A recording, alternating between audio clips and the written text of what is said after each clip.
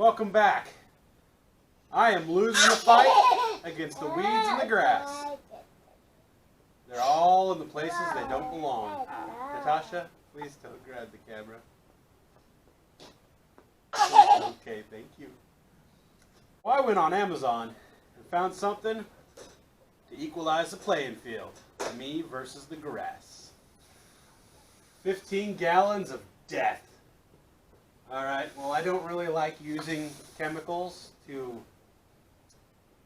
spray on grass and stuff like that, but after 6 years, and I'm very much losing the fight to this stuff, it's just going to happen now. So, I'm a killer. Yep. I'm going to kill some grass. And noxious weeds. And there's lots of those in the Pacific Northwest. I'll get to those in a later video. In the meantime, let's put this thing together. To show you what this bad mamma jamma. Oh boy. I'm going to show you what this bad. Some of the features that this thing's going to have. We're going to have a 7-foot swath of broadcast behind the ATV where it'll shoot out of the jets with the click of a button. The spray handle will have a 30-foot discharge and a 25-foot vertical discharge. So I can spray weeds 30 feet away and 25 foot in the air. Got a 2-year warranty. And it's available on Amazon.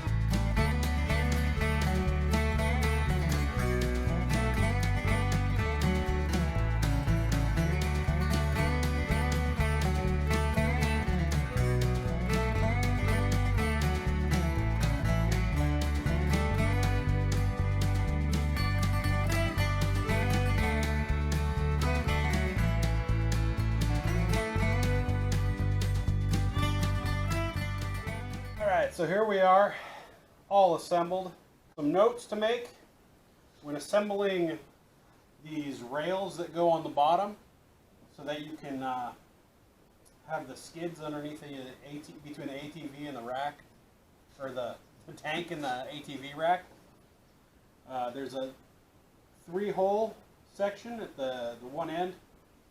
That's where you want these little spring clamps, and they hold on the boom.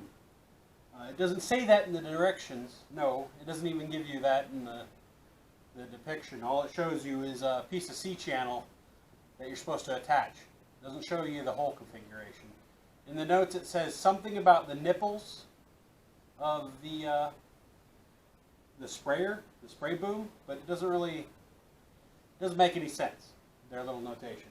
So what you want is you want the 3-hole configuration at the back of the sprayer, whatever you're going to use as the back. This is technically the inside of the sprayer, not the outside of the sprayer. But I wanted the wand hanging off the back of the ATV, not the interior of the ATV, because I don't want this possibly dripping on me while I'm trying to use the boom sprayer. So all the chemicals can come off the back and onto the ground. I don't want them on me and potentially just sitting there soaking me and my seat, which would be disgusting. So another notation is I will not be able to use this quite yet because this is the clip they give you for securing your spray nozzle hose to this outfit right here. And I have this over the top of the place where it's supposed to, and it's all the way tightened down, and it just kind of hangs on there. And also, you can just slide them out. Let's see if I can get close enough here.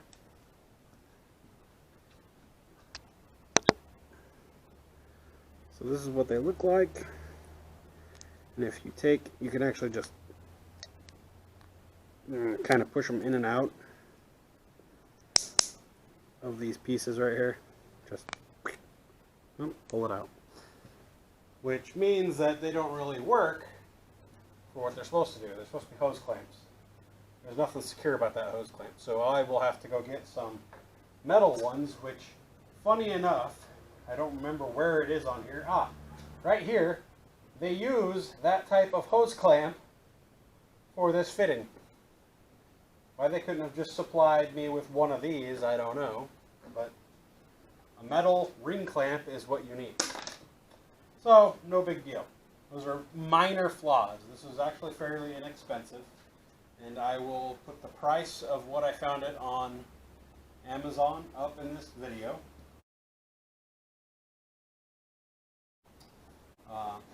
No affiliation links or anything like that, because I'm not making money off any of my videos. When assembling this, they told me to thread this, what used to be a T-shaped thread, through this little hole in the top of this bucket, but I couldn't pull it through by hand, so I had to get a pair of pliers. Well, the moment I started tugging on it just a little bit with the pliers, that one side ripped off. Luckily, the other side's still there. It's literally just a tether. It's not that big a deal. I am kind of wondering how. The tank mustn't maintain pressure. The pressure must remain in the line here, because there's an air port in this first of all. So you mustn't be pressurizing the tank. You must be pressurizing the line.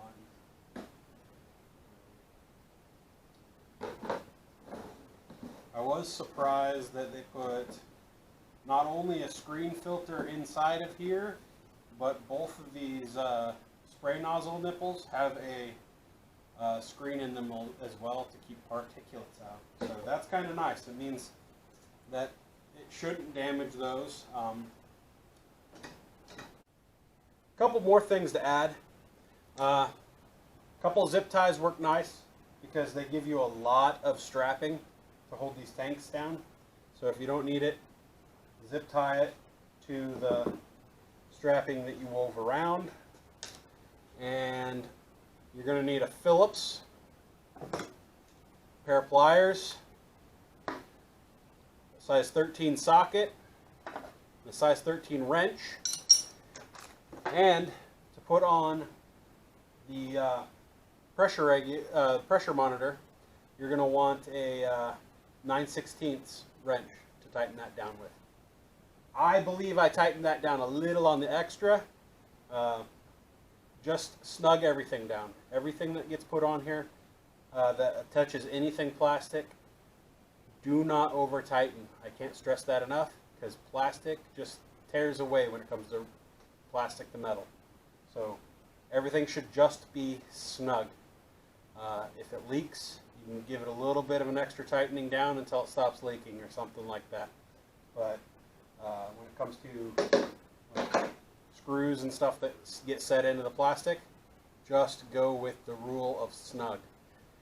You can always tighten it down later, but you can never fix it. Well, you can fix it, but it takes a lot more work and a lot of frustration out of it if you just don't strip it out like over tightening. That's another thing when you're assembling this. I assembled the boom first, just because I wanted to kind of get it out of the way and off my table. And it wouldn't be a big deal for anybody to assemble it first normally. But I left these riser pieces loose because I wanted to, first of all, be able to adjust them on the holes that I wanted. Because your best spray pattern for this is going to be 16 inches from the ground.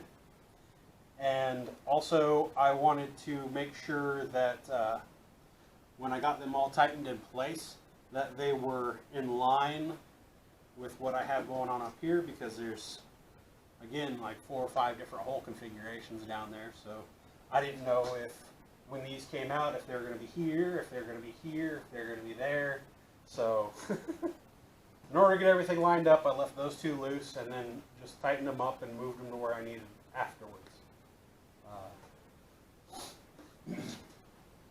Other than that, I haven't plugged anything into the ATV just yet to test it out. It's going to have to wait till another day, which will be coming probably at the end of this video, depending on how long it was for me to assemble all this and how much I cut out with fast forward.